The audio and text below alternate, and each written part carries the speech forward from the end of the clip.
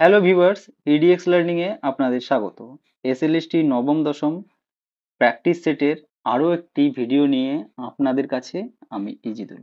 পূর্বের ভিডিওগুলোতে আপনারা খুব ভালো রেসপন্স দেখিয়েছেন। আশা করি এই ভিডিওটিতেও আপনাদের কাছ থেকে ভালো রেসপন্স পাবো।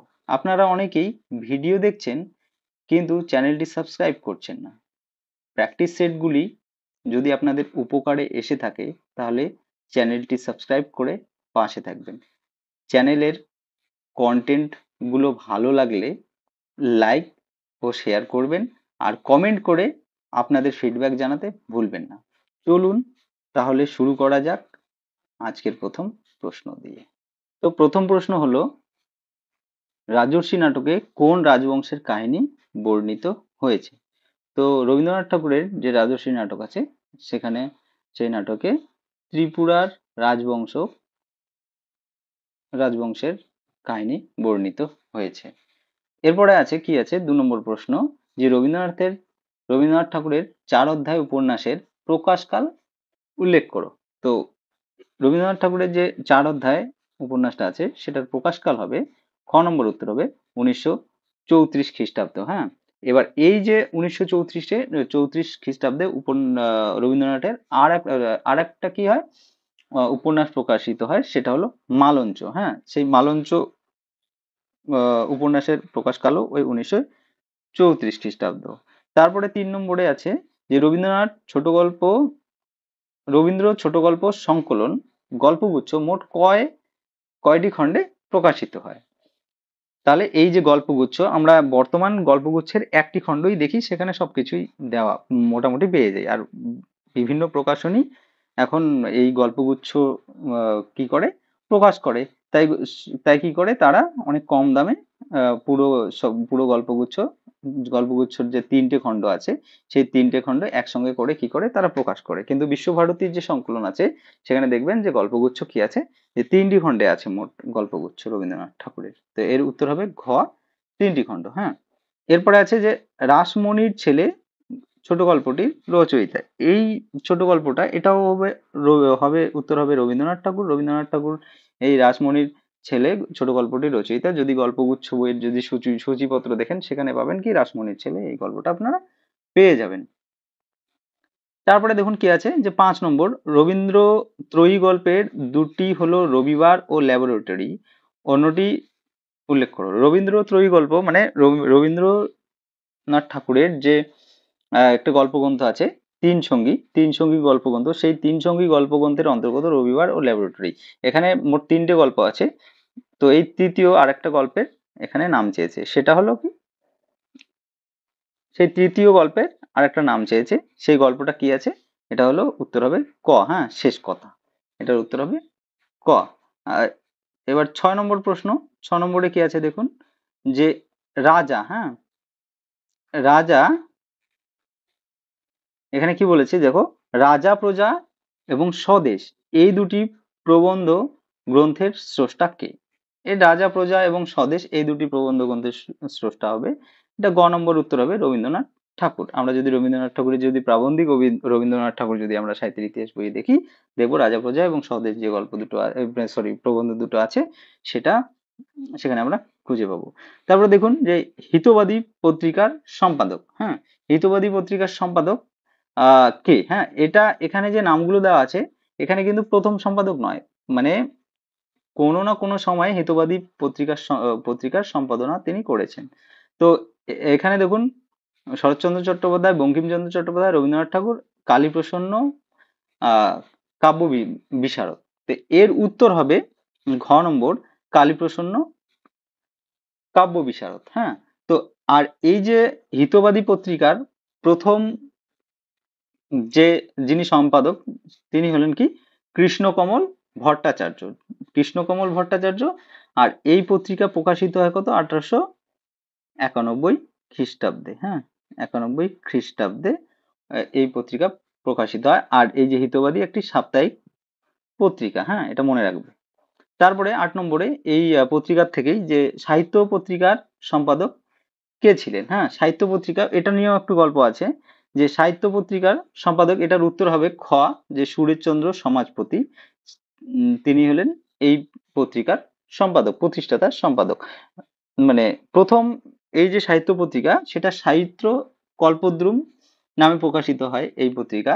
সেটা হলো আর আর হলো 1890 খ্রিস্টাব্দ থেকে কি হয়, এটা সাহিত্য নামে প্রকাশিত হতে শুরু করে। তো এর সম্পাদক হলেন সুরেশচন্দ্র সমাজপতি। 9 নম্বর আছে যে হেমন্ত গোধূলি কাব্যের স্রষ্টাকে। হেমন্ত গোধূলি কাব্যের স্রষ্টা হলো মোহিতলাল মজুমদার। এই প্রশ্নটা আমি অন্য আরেকটা সেটে আলোচনা করার সময়ও আপনাদের বলেছিলাম। হ্যাঁ, এবার আসি পরের প্রশ্নে, কি আছে, ভাঙার গান। ভাঙার গান কাব্যের রচয়িতা। ভাঙার গান কাব্যের রচয়িতা কাজী নজরুল ইসলাম। এটা অবশ্যই একটা সোজা প্রশ্ন এবং আপনারা সবাই জানেন, এটা নিয়ে কোনো সন্দেহ নেই। 11 নম্বর প্রশ্ন কি আছে, মরুমায়া ও সায়ম এই দুটি কাব্যের স্রষ্টাকে। এটার উত্তর হবে যতীন্দ্রনাথ সেনগুপ্ত। মরুমায়া, মরুশিখা, মরীচিকা যে কাব্যগ্রন্থগুলো আছে, সেগুলো সবগুলোরই কাব্যের স্রষ্টা বা রচয়িতা হলেন বা কবি হলেন যতীন্দ্রনাথ সেনগুপ্ত।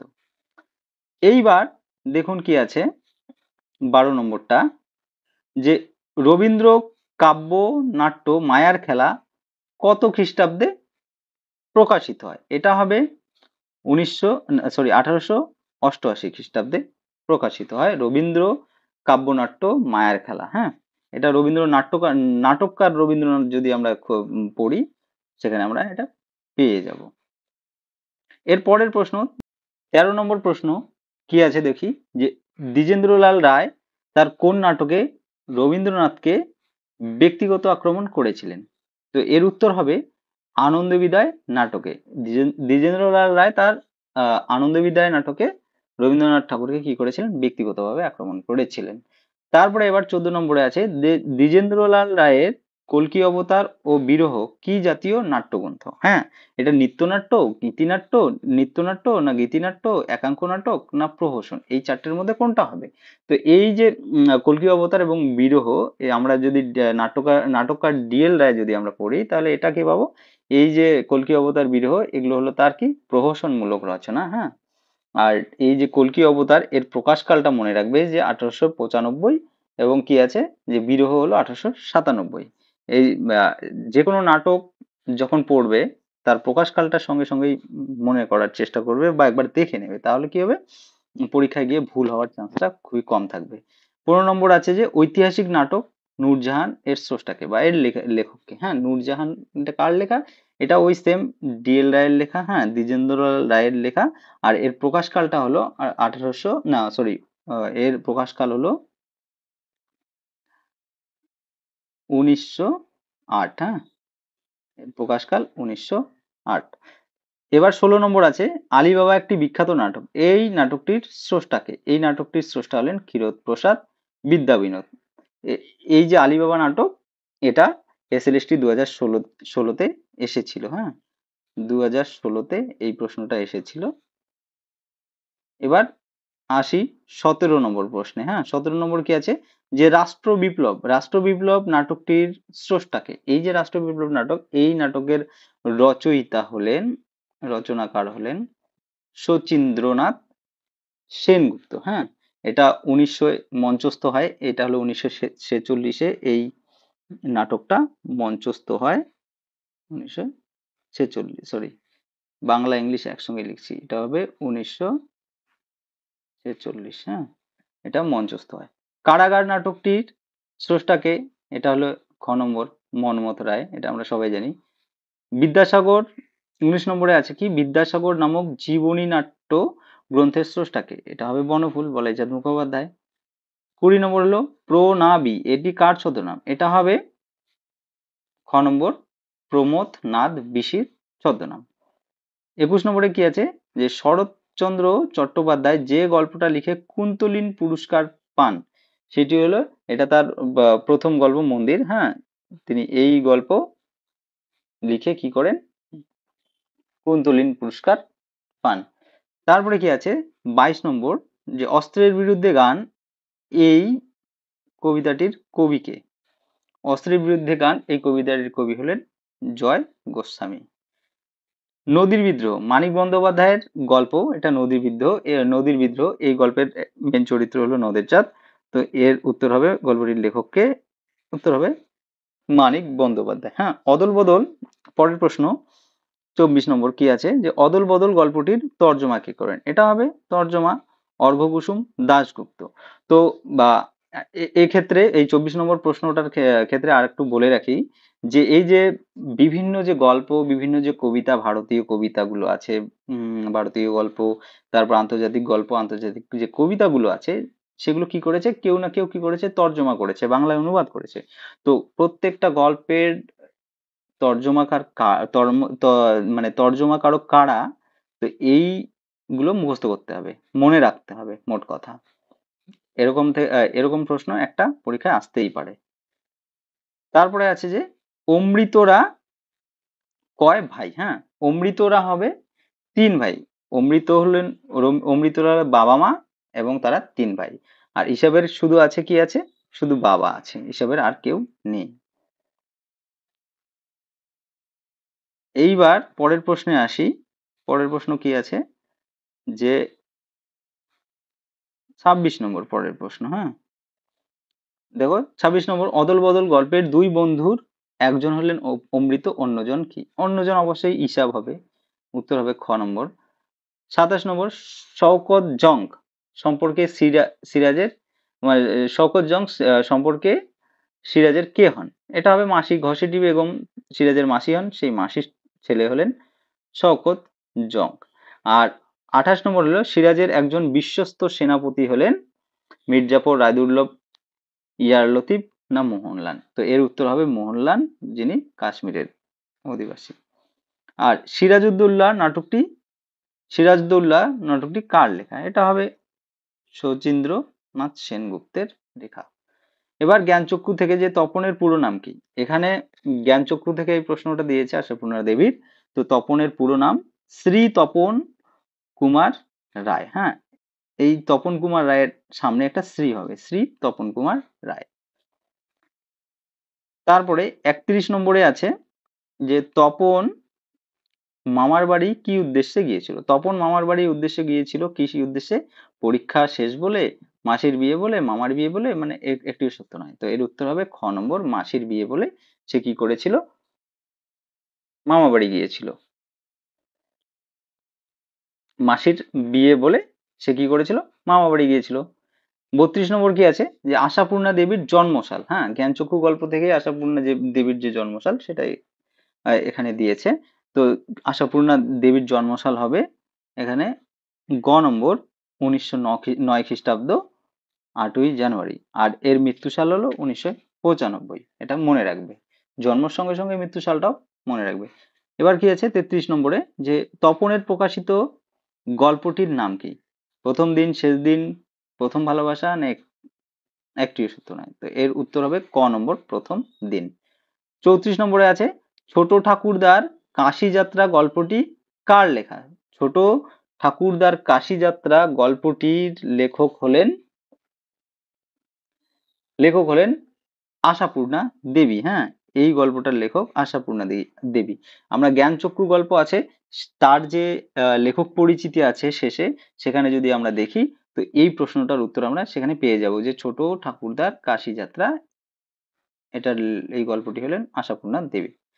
এবার কি বলছে, যে আমাকে দেখুন প্রবন্ধটি কার লেখা? এটা প্রবন্ধ হবে না, এটা হবে, আমাকে দেখুন এটা প্রবন্ধ হবে না, এটা একটা গল্প হবে, যার লেখক হলেন শীর্ষেন্দু মুখোপাধ্যায়। আশা করি ক্লিয়ার হয়ে যাবে, এটা প্রবন্ধ হবে না, এটা হবে গল্প। আর শীর্ষেন্দু মুখোপাধ্যায়ের প্রথম উপন্যাসের নাম কি? শীর্ষেন্দু মুখোপাধ্যায়ের প্রথম উপন্যাস হলো ঘুণ পোকা। হ্যাঁ, গ নম্বর উত্তর হবে, এর উত্তর হবে ঘুণ পোকা।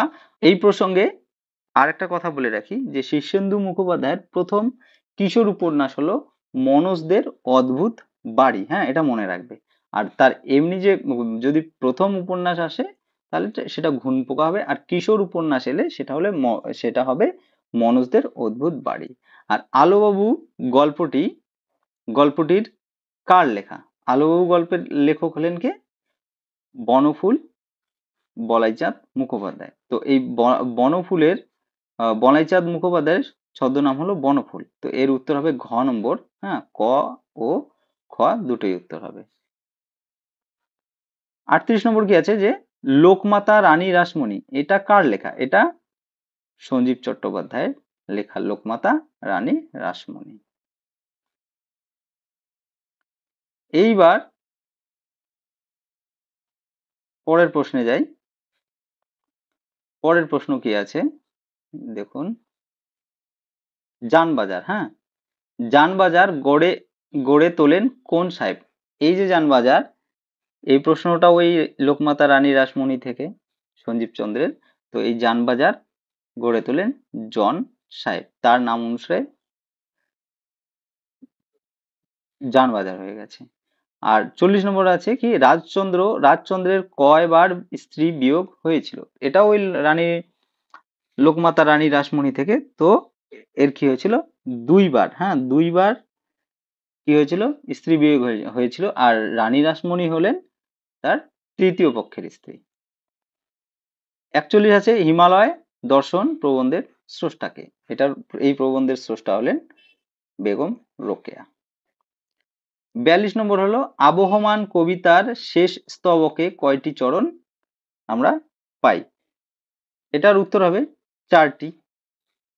ক নম্বর, এর উত্তর হবে 4টি। হ্যাঁ, লাউ মাচাটার জাগিয়ে দাঁড়া তোর লাউ মাচাটার কি একটা লাইন আছে, তো ওই লাইনটা হবে, এখানে দেখবে 4টি আছে। 43 আছে, 43 দেখুন, নিরুদ্দেশ গল্পে নিরুদ্দেশ হওয়া ছেলেটির নাম কি?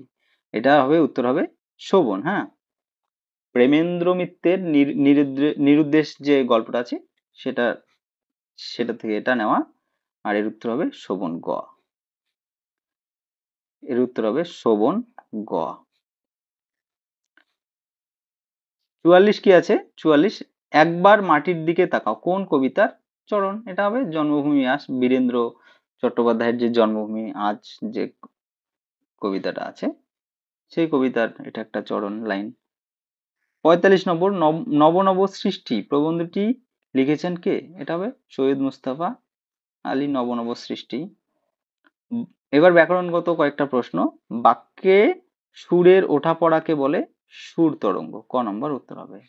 47 কি আছে? উপসর্গ আদতে একটা অব্যয়। হ্যাঁ, আমরা উপসর্গের উদাহরণ যদি আমরা দেখি, উপসর্গগুলো যদি আমাদের পড়া থাকে ভালো করে, আপনাদের ভালো করে পড়া থাকবে, তো দেখবেন সেখানে যে উপসর্গের আদতে এটা একটা অব্যয়।